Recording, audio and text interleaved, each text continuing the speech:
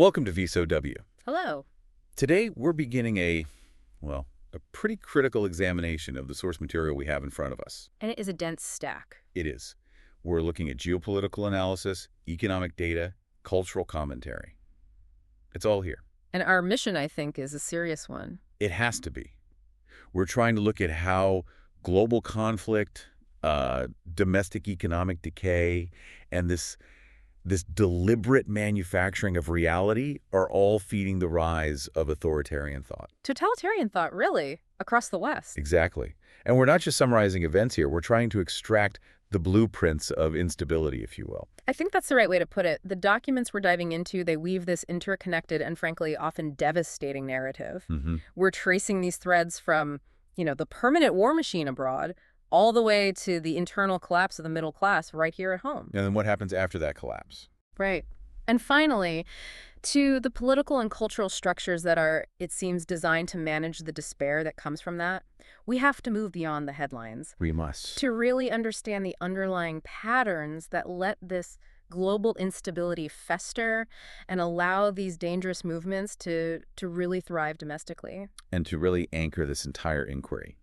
To make sure we're not just speaking in abstract terms. Yeah. We have to begin with the immediate, irreversible consequences of conflict. The human cost. The human cost. Yeah. There's this one writer, Itef, writing from Gaza City during an intense period of shelling. I remember this passage. He described his city not as damaged, but as a wasteland of rubble and debris. It's such a powerful word choice. Wasteland. It is. It suggests not just destruction, but a kind of permanent erasure of civilization itself. And that visceral, immediate reality it's absolutely essential to hold on to as we go through this. I agree. Atef's personal reflections, they go so much deeper than just simple observation. They really speak to a profound psychological damage. What do you mean? He writes about seeing these beautiful buildings just fall like columns of smoke. And he recalls, almost with this strange nostalgia, the moment he thought he might die when he was shot as a child during the first Intifada. Wow. And he wonders if he could choose that momentary death now, just to escape the current unending horror. That right there. Yeah. That is the baseline of despair we're analyzing, isn't it? It is. It's the foundation for everything else. And the kind of adaptation that's required just to survive, it's almost unbearable to even think about. He talks about practicing what he calls Palestinian logic. Right. The necessity of leaving his teenage son to sleep with other family members. Yeah. Ensuring everyone sleeps in different places across the neighborhood. And the reason why is just chilling. It's so that if a strike hits one location, part of the family, at least, survives. It's a survival mechanism born of just absolute vulnerability. It's a form of risk management that no family should ever be forced to undertake. Never. And we also have to recognize the failure of what we think of as traditional protections in this kind of context. Yes. He notes that even when they seek shelter in places that are marked with the supposed protection of the UN flag. You think that would be a safe zone? You'd think, but those flags often haven't saved them in previous wars. So when the last bastion of safety is known to fail, where does hope even reside? That's the question. So the devastation, it goes beyond just the individual home. We need to look at the immediate experience of violence and its systemic cruelty. Especially, as the sources point out, the targeting of infrastructure. Exactly. The material highlights that during Operation Protective Edge back in 2014, the destruction included the damage, or in some cases, the outright demolition of 17 hospitals. 17 hospitals. 56 primary health care centers. 56. And 45 ambulances. When the very places that are designed for healing become explicit targets, the humanitarian crisis it deepens exponentially. It has to. This isn't collateral damage we're talking about. It's the systematic dismantling of a population's ability to be resilient. And the controversy around the targeting of these facilities is profoundly disturbing. Yes, the sources go into that. Amnesty International, when they were investigating 3 specific hospital attacks in 2014, they openly dismissed the evidence that was offered by the Israeli military for some of these strikes. They called it into question. They did. They noted, for instance, that an image that was tweeted by the Israeli military, supposedly showing a targeted location, it didn't even match the satellite images of the Al-Wafa hospital. It appeared to depict a completely different location. So the fog of this war it's meticulously deliberately managed. Blurring the line between what is military necessity and what is targeted civilian destruction. In that struggle over what is factual reality, you see it mirrored in the immediate, agonizing personal tragedies. Yeah. There's that account of the man riding a weak horse carrying the body of a dead teenager slung over the saddle. It's an image that's just, it's ripped from antiquity. Completely. The writer was struck by how surreal it was, feeling like a scene from a historical movie. Right. Yet the man was no knight. He was simply a father, utterly consumed with his profound loss. And the writer's reaction is also telling. It is. The initial impulse to photograph him, which the writer admits to, it was quickly replaced by this wave of sickness. A recognition that some suffering is so sacred in its intimacy that it should never be commodified, not even by just looking at it. Exactly. And we see that tragic personal scale again in the story of Emmett Traer. Yes, tell us that story. He collapsed and was rushed to Nasser Hospital, a journey of only about 3 miles. But in the chaos and the overcrowding of the hospital corridors, He died. he died before he could even receive care. Yeah. They had to carry his body back to the car and drive it back to the family encampment. It's this immediate, intimate depiction of loss amidst this collective chaos that really has to anchor our entire discussion. And it demands that we ask, what is the psychological fallout of this relentless systematic trauma? It leads directly into the next section in the sources. The cycle of vengeance and trauma. Right. The material suggests that this continual, brutal experience of violence ensures that Israel rears successive generations of enraged, traumatized, and dispossessed Palestinians. People who have lost everything. Family, homes, hope. Everything. And the cycle that's described is simple, horrific, and completely self-perpetuating. The quote is, "They hate as they have been hated."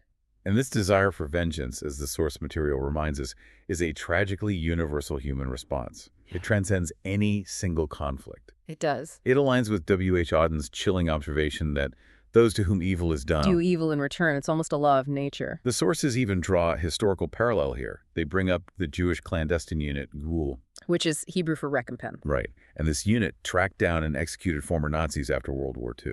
It underscores the painful, unavoidable truth that when systemic violence is inflicted, the lust for payback becomes this foundational human impulse. It becomes almost inevitable. And critically, this cycle of violence, it isn't self-contained, it's heavily subsidized.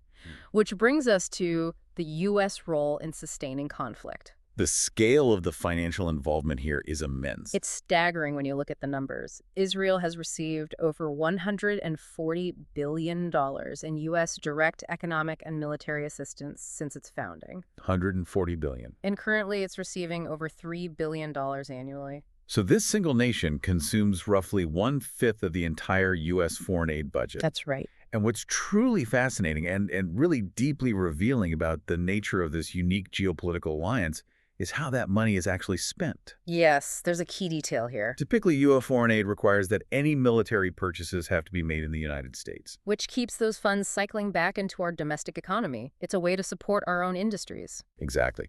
But Israel is granted this unusual and highly advantageous exemption. And that exemption is the key economic feature of the alliance.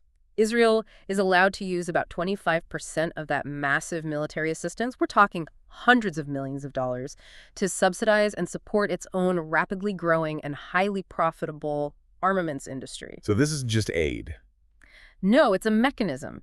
It simultaneously funds an ongoing conflict while fueling a major economic competitor in the global arms market. Wow. It binds the two nations together financially in this permanent war posture. And if we shift our focus to U.S. foreign policy in the wider Middle East, the sources are just as clear. The U.S. maintains a permanent war stance, and it funds authoritarian regimes, like Egypt's dictatorship. And from the perspective of the Muslim world, a perspective the sources validate, this is viewed as a strategic imperial drive. A drive to do what? To dominate essential oil supplies and infrastructure. The physical presence, the persistent aggression, it's not interpreted as peacekeeping, it's seen as occupation. And the implication of that perceived occupation is profoundly destabilizing. Yes. The sources argue that this expansion of foreign occupation serves as the tinder of Islamic fundamentalism. So ironically, creating the very barbarism the U.S. claims it's trying to defeat. Exactly. The long-term violence, according to these sources, is suicidal for the occupiers. It just accelerates their decline, even if the wholesale violence offers some short-term tactical success. Much like it did temporarily for the French in Algeria or for the Americans in Vietnam and Iraq. The parallels are there? The tragic paradox is exactly what we need to unpack here.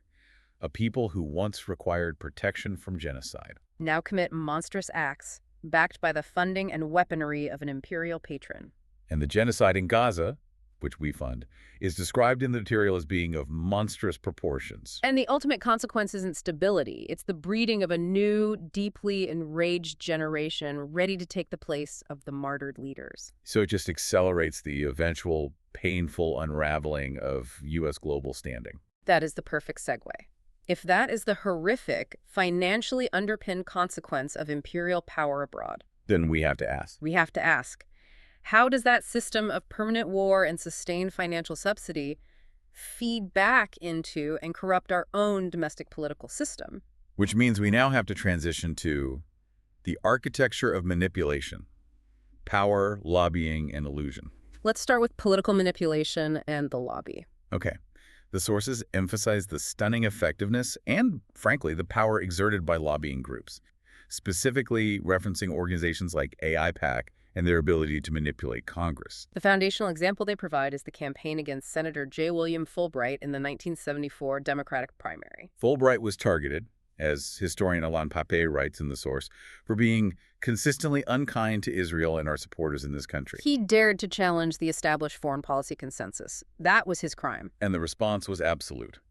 Lobby money just poured into the coffers of his rival, Arkansas Governor D.L. Bumpers. And this established a political model of intimidation. A blueprint. Exactly. AIPAC demonstrated its ability to mobilize massive financial resources and political capital to ensure that a challenge to the consensus was politically fatal. The result is a system where very few members of Congress dare to follow in Fulbright's footsteps. They know what the cost is. And the manipulation ensures that political donations are funneled exclusively towards staunchly pro-Israel officials, guaranteeing their continued presence in office. But what is truly chilling, and this moves far beyond what we think of as conventional lobbying, is the level of surveillance exerted on American citizens. This is a key point. We have a powerful recent example provided by Brigadier General Sima Vaknin-Gil, who is the Director General of Israel's Ministry of Strategic Affairs. What did she reveal? She openly revealed that Israeli intelligence services actively monitor American critics. Monitor them how? They feed real-time information about them, where they are, what they are saying to pro-Israel groups on the ground here in the U.S. Wow. She specifically mentioned the need to create a comprehensive picture of the campuses in order to achieve the upper hand. This isn't just advocacy.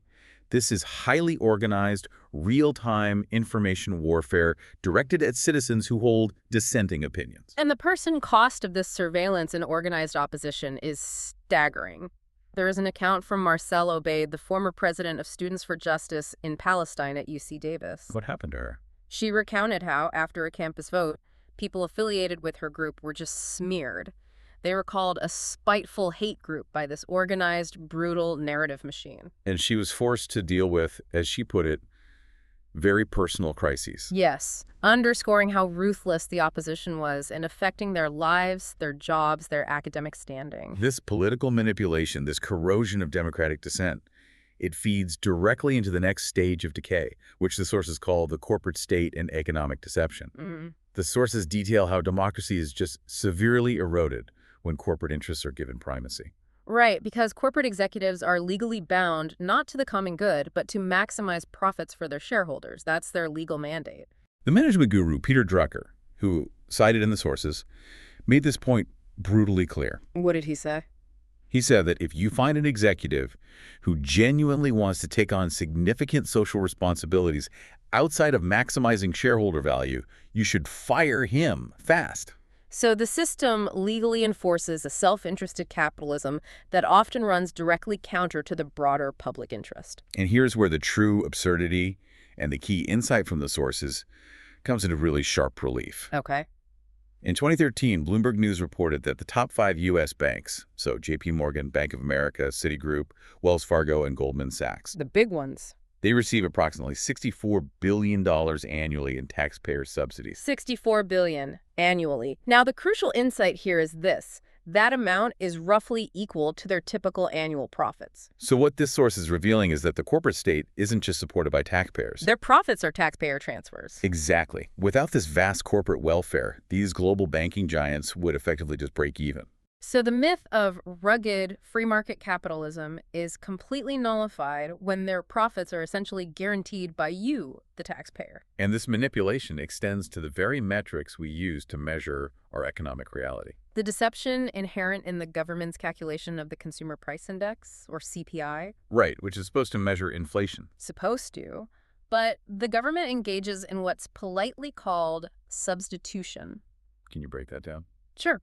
To keep the official inflation figures artificially low, they swap out tracked basic products with cheaper alternatives that don't rise as much in price. So an example. So when calculating the cost of meat, they might substitute a more expensive steak, which has gone up in price, for cheaper ground chicken, which hasn't. They're reporting what you could have bought, not what you used to buy. And that masks the real decline in your standard of living. And they also employ something called hedonic adjustments. Yes, which is even more abstract.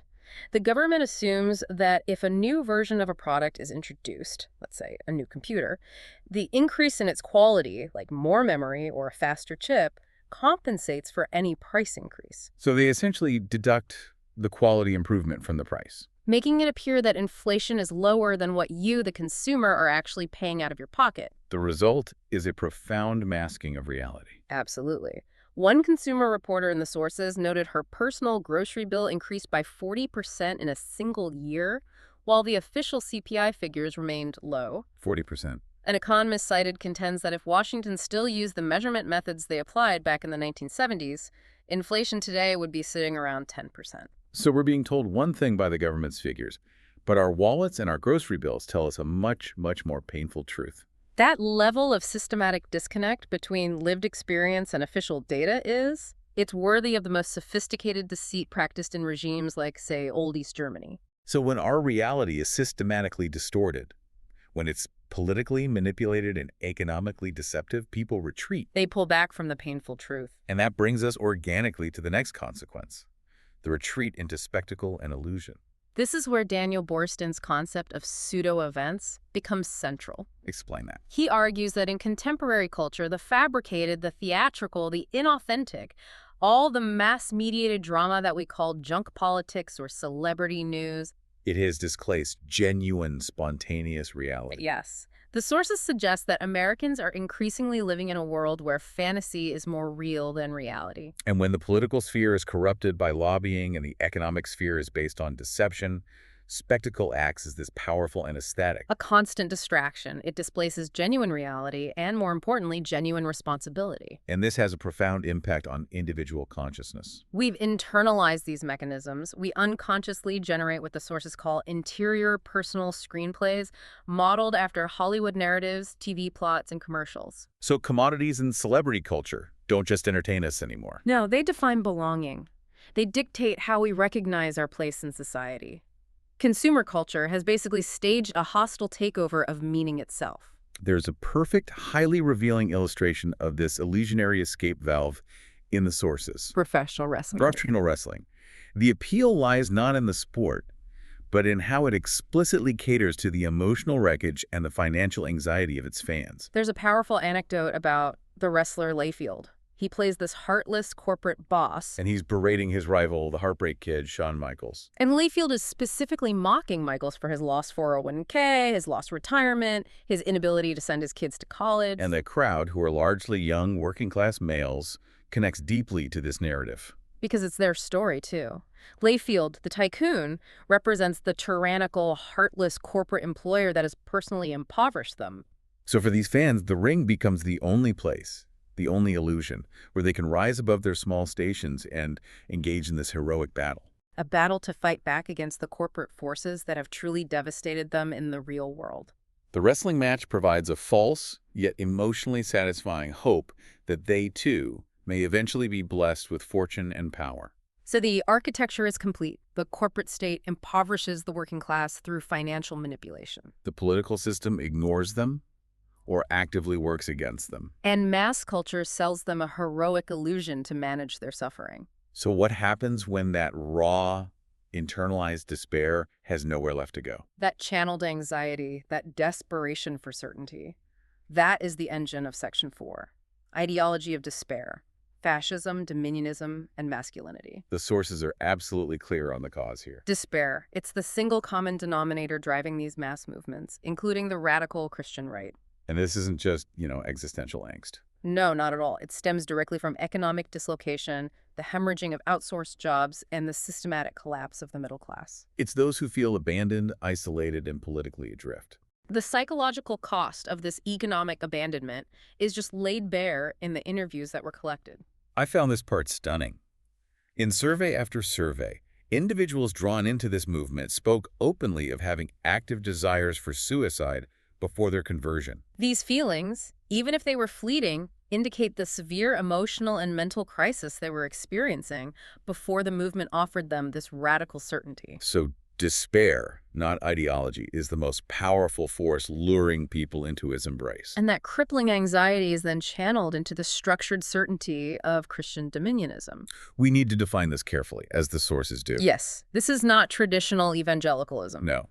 Dominionism is defined as a theocratic sect rooted in a radical strain of Calvinism, which actively rejects secular democracy. Its goal is to make America a Christian state, specifically modeled after John Calvin's Geneva in the 1500s. And replaces traditional political engagement with a theological call for total dominion over the nation and the earth. The mechanics of control within this movement are designed to eliminate all doubt, all ambiguity. Unlike traditional evangelicals who might encourage personal searching. Dominionism demands total submission to church doctrine. It actively discourages independent thought and action. The psychological result is the destruction of old communities, family ties, friendships, anything that represents the secular world. And the enclosure of believers within the church community. And those who leave are condemned as backsliders and collectively banished. It is a closed, totalitarian system of belief. And this structure is not unique in history. No, it mirrors the structures of classic totalitarian movements. It shares key characteristics that the writer Umberto Eco identified as fascist. Specifically, the concept of selective populism. Let's unpack that concept because it's critical to understanding modern authoritarianism. Okay. In the view of selective populism, individuals have no rights whatsoever. The people are conceived of as this monolithic entity expressing a single, undisputed common will. But since no large group can actually have a genuinely common will, the leader steps in and pretends to be its sole infallible interpreter. So the citizens lose their power of delegation. They have no real voice, no representation. Instead, they are called only to play the role of the people. It becomes a theatrical fiction. Where disagreement with the leader is seen as disagreement with the entire community. And therefore, an act of treason against the common will. It is a system built on manufactured certainty and exclusion. That concept of collective power, stripped of individual rights, it quickly morphs into the cult of masculine violence. Yes, and we see this expressed explicitly in the language they use, which glorifies force and conflict. For example, the Ohio pastor, Rod Parsley, cited in the sources, shouted to a crowd, "Man your battle stations, ready your weapons." He declared he came to incite a riot. The movement's final aesthetic, the sources note, is rooted in war and apocalyptic violence. And this is tied inextricably to an extreme gender ideology that defines who is worthy of power. Right. The movement explicitly preaches the necessity of a strong masculine father who is worthy of imitation. And it warns intensely against the dangers of an over-emotionally involved mother. The father's rougher play, in this doctrine, is explicitly required for the boy to develop into a man, worthy of disconnecting from the mother's influence. And the rationale provided for this prescribed roughness it's profoundly alarming. It forces you to pause and confront the extremity of the belief system. One source details the justification for this rough play, relaying a specific disturbing quote from Nicolosi. What's the quote? He says, "Even if a father drops a son and cracks his head a little bit, at least he will be straight. A small price to pay, I tell you." A small price to pay. The sources make it clear that this view sees Christ and God, not as figures of tenderness or nurturing. but as powerful, muscular, dominating men who rule through sheer force. And the consequences for women within this structure are, therefore, obedience and silence. We see the reality of this obedience in the experience of a former Miss Michigan contestant mentioned in the material. She felt her female truth was completely silenced. She said she had no model of a woman who owned her own feminine truth. Because she'd been socialized to believe that the good woman is the obedient woman. Her life was dictated by male authorities. Her father and the 12 male pastors in the church who all claimed to speak directly for God.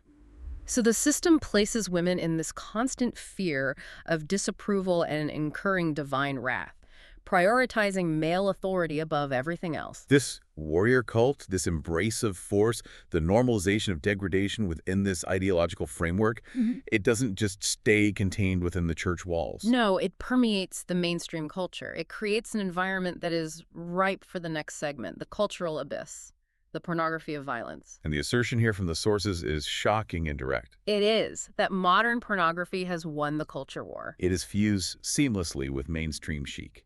The boundaries between what was once underground and what is now culturally accepted, they vanished. Elements that were once hidden S&M themes, promiscuity, exhibitionism, the aggressive objectification of women. They're now openly embraced. They're marketed as edgy or desirable. The sources point to the visual blending of these worlds, noting that a publicity photo for a major porn production company like Wicked could easily be mistaken for a Victoria's Secret catalog. So the aesthetic of degradation has become the aesthetic of aspiration. But the content itself has evolved into something far darker. It's shifted from what might have once been consensual sexual scenarios toward something deeply pathological.